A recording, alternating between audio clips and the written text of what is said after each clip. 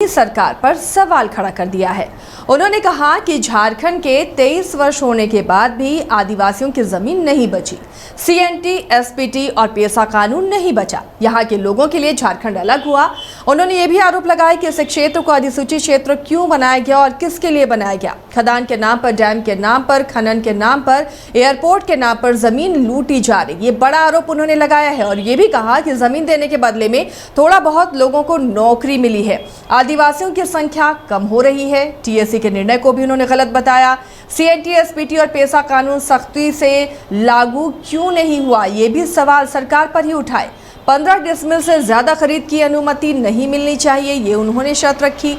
सरकार के बारे में भी कहा कि सरकार को शर्म आनी चाहिए। उन्होंने चेतावनी भी दी है कि आने वाले दिनों में सरकार को खामियाजा भुगतना पड़ेगा।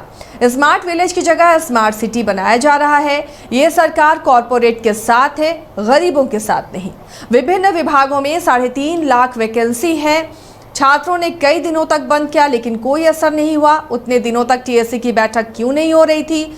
शिबू सोरेन अगर पूरी तरह से स्वस्थ रहते तो उन्हें इतना बोलने की जरूरत नहीं पड़ती, ये भी उन्होंने कोट किया। बाहरी लोगों से घिरी है सरकार, ये बड़ा आरोप उन्होंने लगाया है और कहा कि किसी भी प्रोजेक्ट में जब तक आदिवासियों को 50% हिस्सेदारी नहीं मिलेगी, भूमि नहीं दी जानी चाहिए। ये सरकार पटरी से बाहर जा रही है। तो ये प्रमुख वो बड़े आरोप है जो लोबिन हेम्ब्रम ने सरकार पर लगाया है। और ये कोई पहला मौका नहीं है। लोबिन हेम्ब्रम लगातार सरकार को घेरते आ रहे हैं कई मुद्दों को लेकर। शनिवार एक बार फिर से लोबिन के बगावती तेवर, सरकार में शामिल होते हुए भी, जेएमएम के विधायक होते हुए भी लगातार वो खुद के पार्टी के मुख्यमंत्री पर सवाल खड़े करते रहे, अपनी ही सरकार पर सवाल खड़े करते रहते और आज तो कई गंभीर आरोप उन्होंने लगा दिए। बिल्कुल, ये पहला मौका नहीं है जब वरिष्ठ नेता, जेएमएम के विधायक और गुरुजी के बेहद करीबी लोबिन हेम्ब्रम अगर ये बात कहते हैं तो जाहिर सी बात है इसको नोटिस करने की ज़रूरत है। और आज जब वो प्रेस वार्ता कर रहे थे तो आज का दिन बेहद महत्वपूर्ण है और रिमार्केबल भी है, क्योंकि आज झारखंड विधानसभा का वर्षगांठ था और उसके स्थापना दिवस के मौके पर राज्यपाल और सीएम समेत तमाम जो लोग मौजूद थे। ऐसे मौके पर वो कहीं ना कहीं मैसेज देने की कोशिश कर रहे थे कि भले ही हेमंत सोरेन की सरकार आदिवासियों, मूलवासियों के हितों को संरक्षण का दावा करती है, लेकिन वास्तव में ऐसा नहीं है। दरअसल पिछले दिनों जो ट्राइबल एडवाइजरी काउंसिल की जो बैठक हुई, टीएससी की बैठक हुई है, उसमें इस बात पर अंतिम निर्णय होता हुआ नजर आया कि जो आदिवासियों की ज़मीन है सीएनटी एसपीटी के तहत, उसमें जो थानों की बाध्यता है कि एक थाना से दूसरे थाना के बीच में जो खरीदारी नहीं हो सकती है, लेकिन एक थाना क्षेत्र के लोग दूसरे थाना क्षेत्र में खरीदारी नहीं कर सकते हैं, उस कंपल्शन को, उस बाध्यता को ख़त्म कर दिया गया।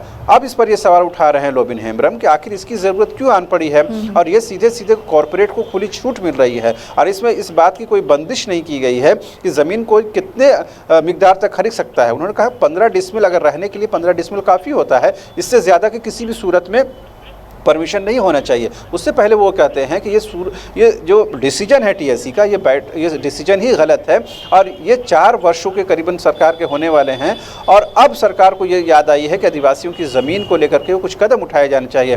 तो जाहिर सी बात है, उनके मुताबिक, उनके शब्दों में ये आईवाश है और ये सिर्फ दिखावे की कार्रवाई है। लेकिन साथ ही उन्होंने ये भी बताने की कोशिश की है कि अब आने वाले दिनों में झारखंड बचाओ मंच, जिसके वो संरक्षक हैं और इसी मंच के केंद्रीय अध्यक्ष को जो है वो उनके खुद के सुपुत्र हैं। तो जाहिर सी बात है, लोबिन हेम्ब्रम जानते हैं कि उनका जो फिजिकल परेशानियां हैं, जो बीमारी है और जो उनका एज है, वो आने वाले दिनों में अड़चन बन सकता है। लिहाजा उन्होंने अपने सुपुत्र को अब इस काम में लगाया है और उसको झारखंड बचाओ मंच का केंद्रीय जो अध्यक्ष नियुक्त किया है। इससे साफ संकेत है कि आने वाले दिनों में जो राजनीति है अब उनके सुपुत्र के माध्यम से होगी। उनसे भी बातचीत हो रही थी लेकिन वो खुलकर अभी आना नहीं चाहते। वो कह रहे हैं थोड़ा और परिपक्व हो जाने दीजिए, उसके बाद हम मीडिया से बात करेंगे और तमाम चीज़ों को रखेंगे। तो जाहिर सी बात है, लोबिन हेम्ब्रम को पता है। यानी शनिवार ये माना जाए कि जेएमएम से अलग हटकर अब अपनी जमीन तलाश रहे हैं लोबिन हेम्ब्रम? इस बात में कोई शक नहीं है। उनको पता है कि 2024 में जो है उनके लिए पार्टी का टिकट मिलना बेहद मुश्किल है। हालांकि पार्टी इस बारे में कुछ नहीं बोलती है क्योंकि पार्टी फोरम में इस बात को वो रखते नहीं हैं, लेकिन वो बताने की कोशिश करते हैं कि भले ही गुरुजी के लो करके या फिर जेएमएम का जो सिंबल है तीर और धनुष वो निकल जाए, उसके बावजूद भी उनकी अपनी पहचान और शिनाख्त है बोरियों में। वो कहते हैं कि गुरुजी की तस्वीर हो ना हो, वो उनके दिल में बसते हैं, लेकिन जो सरकार में जो लोग हैं वो आसपास, वो सब तमाम के तमाम तमाम जो बाहरी लोग हैं और उन्हीं लोगों से सरकार घिरी हुई है। लिहाजा इस सरकार से आदिवासियों और मूलवासियों के संरक्षण की उम्मीद नहीं की जाती है। वो बार बार एक शब्द इस्तेमाल करते हैं कि आखिर इस क्षेत्र को शेड्यूल एरिया क्यों घोषित किया गया है, अधिसूचित क्षेत्र क्यों बनाया गया है। जाहिर सी बात है उसका ऑब्जेक्टिव, उसका पर्पस यह है कि यहाँ बसने वाले आदिवासियों और मूलवासियों के हितों का संरक्षण हो। अगर ऐसा नहीं होता है तो फिर सरकार के अस्तित्व में रहने का कोई सवाल नहीं है। लोबिन हेम्ब्रम का ये बगावती तेवर, क्या मानते हैं शाहनवाज कि ये मुख्य विपक्षी पार्टी बीजेपी के लिए फायदेमंद साबित होगी? और आज से नहीं, ये तो तमाम मुझे लगता है कई वर्षों से इस तरह के बगावती तेवर के साथ हैं। कई बार पार्टी के अंदर उनको समझाने बुझाने की कोशिश हुई है, लेकिन वो अपने अंदाज में हैं। और जब से झारखंड बचाओ मंच अस्तित्व में आया है उसके बाद से वो लोगों को लगातार गोलबंद कर रहे हैं। और आज जब वो प्रेस वार्ता कर रहे थे तो उससे पहले वो तमाम अपने क्षेत्र के लोगों को बुला करके उनके साथ खाना पीना कर रहे थे और उनके साथ बातचीत कर रहे थे। उस दौरान पत्रकारों को वो अंदर जाने नहीं दिए, लेकिन जो बातचीत हुई उससे ये पता चलता है कि वो अपने लोगों को लगातार संपर्क में हैं। और आने वाले दिनों में झारखंड बचाओ मंच के माध्यम से बड़ा कार्यक्रम भी होगा, ना सिर्फ बोरियो में बल्कि राजधानी रांची में होगा। तो जाहिर सी बात है उन्होंने अपने राजनीतिक समझ के एतबार से काम करना शुरू कर दिया है और ये बताने की कोशिश की है कि भले ही जेएमएम के लाइन से ऊपर जाकर या हट कर वो बात कर रहे हैं, लेकिन वो आदिवासियों और मूलवासियों के हितों की बात कर रहे हैं। लिहाजा उनको उम्मीद और भरोसा है कि 2024 में उनको फिर से विधानसभा में जगह मिलेगी।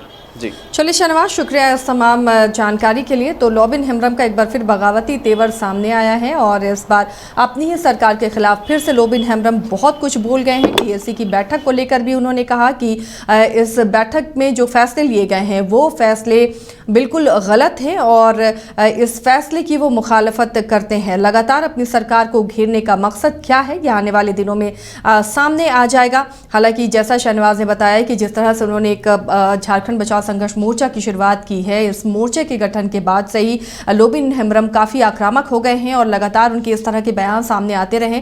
तो क्या इसका राजनीतिक मकसद है? 2024 में क्या लोबिन हेम्ब्रम अपनी ज़मीन अलग से तैयार करने की कोशिश कर रहे हैं या अपने आने वाले जनरेशन के लिए एक नया प्लेटफॉर्म देने की कोशिश हो रही? आने वाले दिनों में सामने आएगा। लेकिन लगातार आदिवासियों के हक की बात वो उठाते रहे, चाहे सदन हो या सदन के बाहर हो। अपनी ही सरकार पर उन्होंने कई सवाल खड़े किए हैं।